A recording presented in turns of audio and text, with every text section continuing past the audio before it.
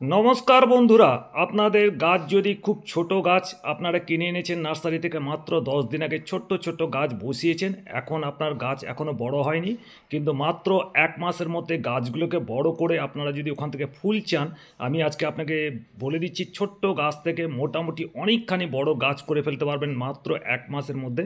আপনাকে সুপার টনিকের খুব simple ingredient দিয়ে আমি আপনাকে জানাচ্ছি কি করে সুপার টনিক তৈরি করবেন, কি মাত্রায় প্রয়োগ করবেন, কখন প্রয়োগ করবেন, কিভাবে প্রয়োগ করবেন, পুরো ভিডিওটা দেখুন। ছোট্ট গাছ থেকে বড় করে, এটা নার্সারি টেকনিক, ছোট ছোট গাছকে বড় করে ওখান থেকে ফুল কিভাবে নিতে হয় সেটা আমি আপনাকে দেখাচ্ছি। মাত্র 1 মাসের মধ্যে আপডেট দেখাবো যে গাছগুলো বড় হয়ে কী করে ফুল আসছে।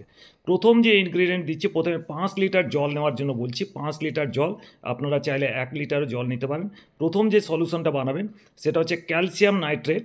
এটা 5 লিটার জলে দেবেন 10 গ্রাম। এটা অনেকটা সাবুদানার মতো দেখতে, এটা নাইট্রোজেন আর ক্যালসিয়ামের সোর্স। আপনি দেখে নিন, হিসাব মতো 10 গ্রাম নেবেন 5 লিটার জলে। এর মানে হচ্ছে 1 লিটার জলে 2 গ্রাম। এটা দেখুন সাবুদানার মতো ক্যালসিয়াম আর নাইট্রোজেন সমৃদ্ধ একটা সার। এটা খুব সহজেই যে কোনো নার্সারির দোকানে বা রাসায়নিক সারের দোকানে পেয়ে যাবেন। ক্যালসিয়াম নাইট্রেট নিলাম প্রায় 10 গ্রাম। এর মধ্যে অ্যাড করবেন আপনারা এপসম সল্ট। এটা দিচ্ছি আমি 5 গ্রাম। এর মানে 5 লিটার জলে 5 গ্রাম, মানে 1 লিটার জলে 1 গ্রাম এটা দিচ্ছি আমি। এটা খুব তাড়াতাড়ি গুলে যায়। সুতরাং এই যে তিনটে ইনগ্রিডিয়েন্ট আমি বলছি, তিনটেই খুব সহজেই জলে গুলে যায়। সুতরাং আপনারা দিয়ে 3-4 মিনিটের মধ্যে এটা গুলে যাবে। দেখুন প্রায় নিলাম আমি 5 গ্রাম, হিসাব করে নিয়ে নিলাম মোটামুটি। আর এখানে একটা দেখাচ্ছি আমি, একটা নেবেন আপনি সালফেট অফ পটাশ। এটাকে বলে 0050 বা এসওপি। এটা সালফেট অফ পটাশ যে কোনো নার্সারির দোকানে বা এগ্রিকালচার শপে পেয়ে যাবেন। এটা নেবেন 5 গ্রাম। এর মানে 1 লিটার জলে 1 গ্রাম নিয়ে নেবেন সালফেট অফ পটাশ।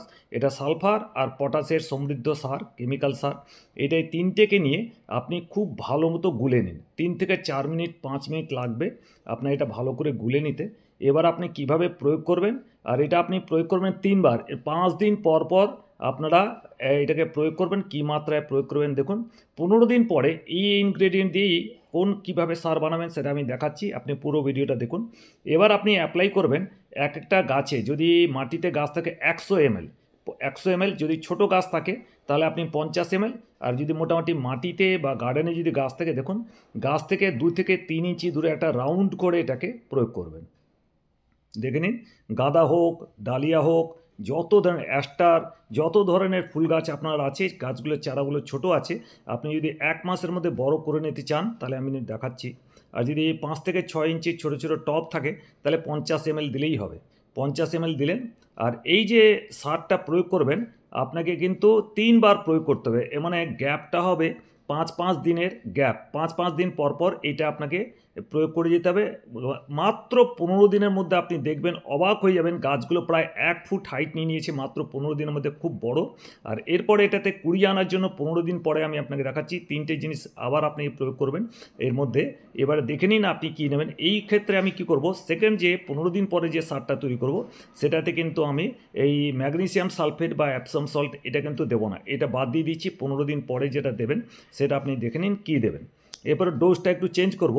15 দিন পরে আপনি সালফেট অফ পটাশ দ্বিগুণ করে দেবেন। আগে 5 গ্রাম নিয়েছিলাম, এবার নেবেন 10 গ্রাম সালফেট অফ পটাশ বা এসওপি 10 গ্রাম। আর ক্যালসিয়াম নাইট্রেট যেটা আমি 10 গ্রাম নিয়েছিলাম সেটা চেঞ্জ করে নিয়ে নেব 5 গ্রাম। এটা সাবুদানার মতো দেখতে, এটা করে দেবো 5 গ্রাম। এ মানে 15 দিন পরে রিভার্স করে দেবো। আর আমার ম্যাগনেসিয়াম সালফেট বা এপসম সল্ট বাদ দিয়ে দিলাম। এই দুটো জিনিস দিয়েই আমি তৈরি করব 15 দিন পরে সেই 5 লিটার জলে 10 গ্রাম এসওপি আর 5 গ্রাম ক্যালসিয়াম নাইট্রেট দিয়ে আপনি আবার সেই 100 ml করে প্রত্যেক কটা গাছে দেবেন। আর 5 দিন পর পর এটাকে দেবেন।